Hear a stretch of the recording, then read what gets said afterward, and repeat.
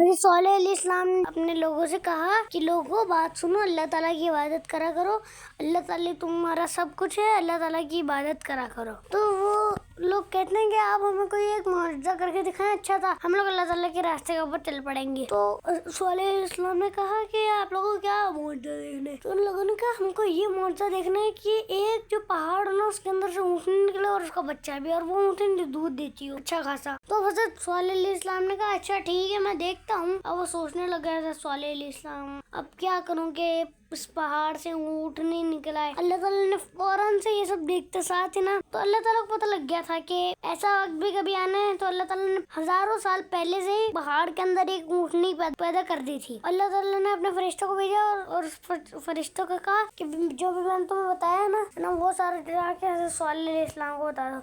अब फरिश्ता फटाफट गया हज़रत सौलेह अलैहिस्सलाम को और उसने कहा कि हज़रत सौलेह अलैहिस्सलाम बात सुने, अल्लाह ताला आपको ये कह रहे हैं कि मैंने ना ये इसी पहाड़ के, ये जो आपके पीछे पहाड़ है ना, इसी पहाड़ के अंदर ना एक मैंने ऊँटनी और उसका बच्चा, और वो अच्छा खासा दूध देती है, जब भी आप दुआ करेंगे तो ये ऊँटनी बाहर आ जाएगी। तो वैसे सौलेह अलैहिस्सलाम वो उन सारे लोगों को बुलाते हैं और कहते हैं रुको अभी मैं तुम लोगों को जरा ऊँटनी बाहर निकाल के दिखाता हूँ। अब वो दुआ करते हैं और जैसे उनकी दुआ पूरी मुकम्मल होती है, वहाँ से आराम से एक ऊँटनी और उसका बच्चा और वो अच्छा खासा दूध देने वाली ऊँटनी आ जाती है। अब वो लोग के तो रोंगटे खड़े हो जाते हैं कि ये कैसे हो सकता है। अब सौलेह अलैहिस्सलाम कहते हैं ऊँटनी तो भाई आपके बाहर आ गई है, लेकिन नहीं आपने इस ऊँटनी को ज़्यादा टॉर्चर करना और ना इसको तंग करना है। तो उन लोगों ने कहा ठीक है सौलेह अलैहिस्सलाम हमें मंजूर है, आप ठीक है। और वो लोग चले जाते हैं, ऊँटनी को लेके साथ जाते हैं और वो ऊँटनी को एक बार चेक करते हैं कि दूध निकाल के चेक करते हैं तो दूध इसमें से इतना ज़्यादा निकल रहा होता है। अब वो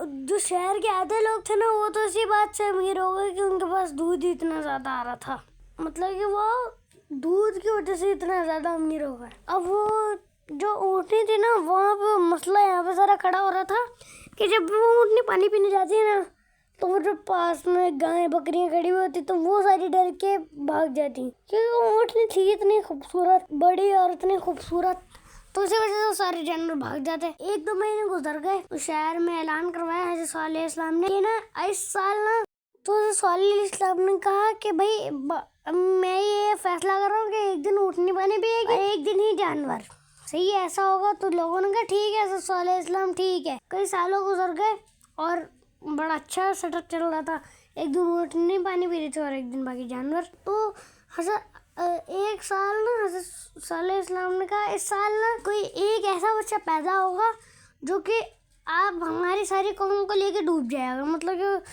उसकी वजह से सारी कौम के ऊपर अजाब आएगा हमारे। अब बहुत सारी माएँ फुल डर गई, घबरा गई कि यार कुछ माएँ तो अपने बच्चों को ना बचपन से जैसे वो पैदा हो रहे वैसे मार देती थी अपने बच्चों को कि वो बड़े हो के हमारे बच्चे ना ऐसे हो जाए।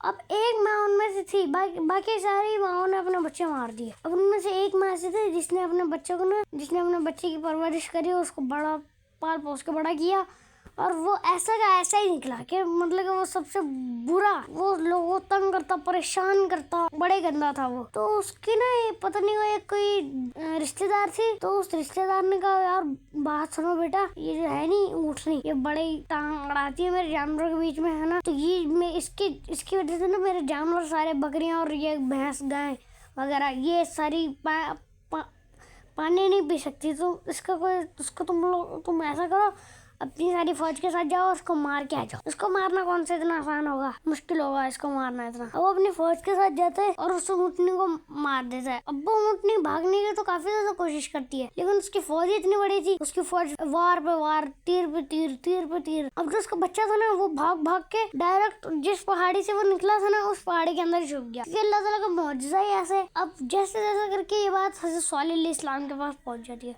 वो सौलेह अलैहिस्सलाम बहुत दुखी और परेशान हो जाते हैं। अब सौलेह अलैहिस्सलाम को बदला तो लेना था, अब फरिश्ता उनके पास आता है। अब हज़रत सौलेह अलैहिस्सलाम अपनी कौम के पास जाते हैं और उनसे कहते हैं कि मैंने मना किया था ना कि ऊँट को कुछ भी नहीं कहना, उससे आप लोग दूध निकलवा लो, उससे प्यार कर लो, उसको पानी पिला दो, उसको खाना पिला दो, लेकिन उसको मारना नहीं है। आप लोगों ने क्या किया, मेरी बात की ना फरमानी की है ना, और ऊँटनी को भी मारा है, अब तो ये डबल गुनाह होगा, तो इसकी सजा आपको भुगतनी पड़ेगी।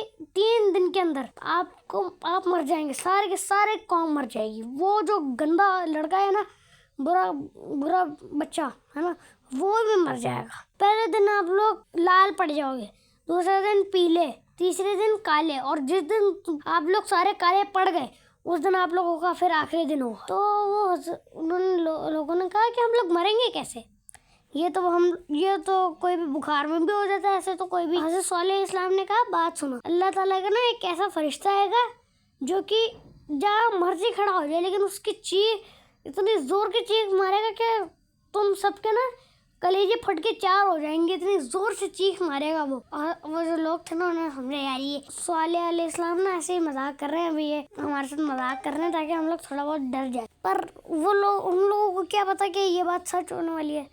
अब 3 दिन गुजर गए, उन्होंने सोचा कि अगर ये बात सच हो गई तो हम लोग थोड़ा बच तो गए ना, है ना। अब वो सारे गांव वालों ने ना मिल के कुआं खोदा, एक बहुत गहरा कुआं, मतलब कि बहुत ही ज़्यादा गहरा कुआं खोदा, और उसके अंदर उन्होंने अपने कानों में इतनी ज़्यादा से ज़्यादा रुई भर दी कि वो बाहर आ रही थी रुई। अब वो लोग गाँव वाले सारे एक एक करके सीढ़ी नीचे उतर गए और उन्होंने सीढ़ी को ऊपर फेंक। अब 3 दिन गुजर गए और जो अल्लाह ताला का फरिश्ता था ना, वो बताऊं क्या, वो कौन सी जगह पे आ गया, उस कुएं के डायरेक्ट ऊपर ना उसने इतनी जोर की चीख मारी, उनके कलेजे छोड़ो, उनके दिल कलेजा सब कोई वो खुद ही फट गए।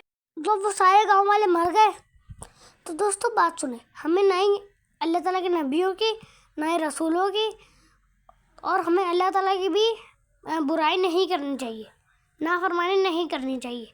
अल्लाह ताला हम सब मुसलमानों को अच्छे कामों की तौफीक अता फरमाए, मुसलमान बनने की तौफीक अता फरमाए। अल्लाह हाफिज़।